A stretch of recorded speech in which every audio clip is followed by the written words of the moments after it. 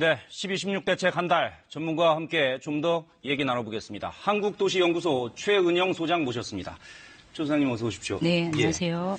12.16 대책 한 달이 지났습니다. 지금 시장의 움직임 어떻게 파악하고 계십니까?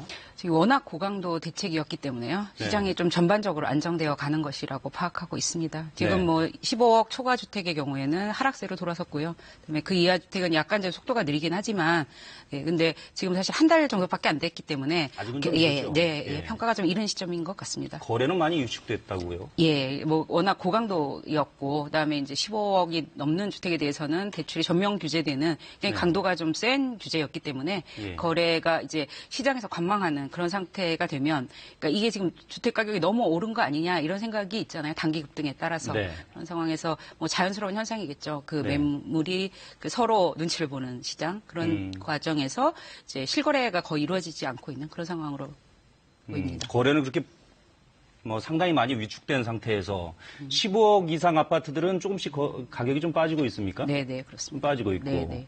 전반적으로는 어떻습니까? 전반적으로 가격 상황은?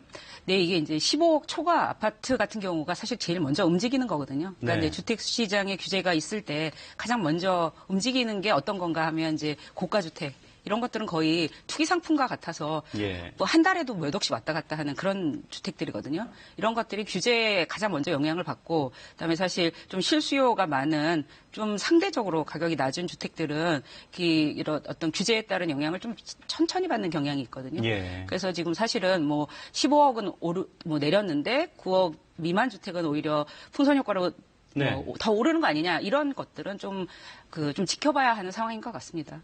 원래가. 그 일부 기사에서 보면은 금방 말씀하신 대로 9억 원 이하 아파트들은 지금 대출 기재를 안 받지 않습니까? 그러다 보니까 풍선 효과가 나타나고 있다.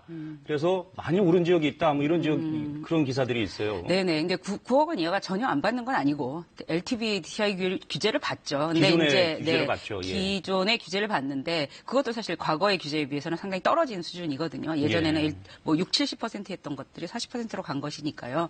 그래서 이제 그것들이 워낙 15억 초과 주택에 대해서 대출의 전면 규제라는 강한 규제가 있어서 네. 뭐 그것들이 아래로 불똥을 띄지 않을까 이런 우려가 일부 있습니다만 네. 아직은 실거래가를 통해서 확인하기는 어려운 시점이고요. 네. 왜냐하면 실거래가 실제로 거래된 걸 봐야 사실은 알 수 있는 거고 호가가 움직이는 것은 그냥 이제 참고적인 숫자이기 때문에 그 9억 이하 주택이 어떻게 움직일 것인가. 근데 저는 워낙 이게 강한 규제였기 때문에 15억 초과가 먼저 일어나는 것이고 같은 경향이 동조 경향이 나타날 거라고 예상합니다. 네.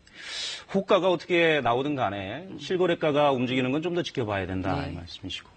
오늘 전세대출 추가 규제가 나왔습니다마는 매매 수요가 그렇게 위축이 되면 매매 수요가 전세로 전환되면 전세 수요로 전환되면서 전세값이 오를 수 있다는 우려가 있습니다. 네. 어떻게 보십니까? 근데 사실 전세값이 오를 수 있는 우려가 큰 데는 서울이거든요. 네. 그러니까 그 다른 지역 같은 경우에 다른 시도 같은 경우에 워낙 매매가 대비 전세가 비율이 높아요. 예. 8, 90%까지 되는 시도가 있을 정도로 높기 때문에 더 올라갈 수는 없는 거죠. 근데 이제 서울의 같은 경우에는 17개 시도 중에서 가장 낮고 한 50%, 60% 정도거든요. 사실은 전세가가 오를 여지는 있는데 근데 이제 그게 꼭 그렇게 될 것이냐는 좀 여러 가지 또 상황이 있습니다. 네. 왜냐하면 지금 그 임대 등록을 해서 굉장히 많은 주택들의 인상률을 상한을 묶어놨거든요. 근데 그런 것들이 서울에 집중되어 있고 그래서 마음대로 못 올리는 물량이 상당히 많이 있다는 거죠. 서울에는. 네. 그래서 과거와 같이 이제 주택 가격이 안정될 때 지금 뭐 박근혜 정부 때 굉장히 전세 가격이 뛰면서 문제가 많이 됐었는데요.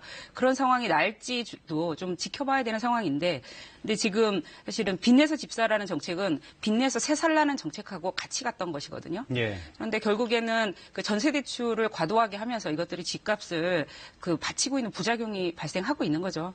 그래서 지금 이렇게 전세 대출로 규제하는 것. 근데 사실은 이게 전면적인 규제라기보다는 9억 이상의 고가 주택을 갖고 있는 분들이 또 별도로 전세 대출을 받는 것에 대한 규제이기 때문에 네. 그 실수요자분들의 전세 대출에는 크게 영향을 안 미치리라고 생각합니다. 네. 시간상 한 가지만 더 여쭤봐야 되겠습니다. 오늘 전세대출 규제가 나온 걸 봤을 때 정부도 전세 문제에 대해서 좀 걱정을 하고 있는 것 같아요. 그리고 앞으로 부동산 시장이 좀 더 그 요동치는 움직임이 있으면 언제든지 추가 대책을 내놓겠다 이런 정부의 강경 발언이 잇따르고 있습니다. 앞으로 추가 대책이 나오면 어떤 가능성이 있을까요? 사실은 굉장히 많이 있는데요. 지금 전세 가격에 대해서는 굉장히 오랫동안 줄기차게 요구되어 왔던 게 국회에서 여러 가지 법안도 있고 전월세 인상률 상한제가 도입이 될 수 있을 거고요. 네. 그다음에 이제 매매 가격에 대해서는 재건축에 관해서 지금 연한 같은 게 30년에서 30년으로 갑자기 줄고 뭐 이런 것들이 있었거든요. 이것들을 제대로 할 수 있겠고, 그다음에 이제 분양가 상한제가 지금은 굉장히 일부 지역에만 적용이 되는 상황인데요. 원래 분양가 상한제는 그 전면적으로 전국 의무 시행되어야 되거든요. 네. 그런 것도 있을 거고, 대출 규제를 추가할 수도 있을 거고, 그다음에 양도소득세제 세제를 더 강화할 수도 있을 거고, 그 종합부동산세와 같은 보유세를 강화하는 방향도 이게 이제 공시가격을 현실화해서 정부가 하겠다고 밝혔는데요. 그런 것들을 좀 가시적인 것들을 보여줄 것이라고 예상합니다. 네. 알겠습니다. 부동산 시장 상황 또 추가 대책이 나올지도 좀 지켜봐야 되겠습니다. 오늘 말씀 잘 들었습니다. 고맙습니다. 예.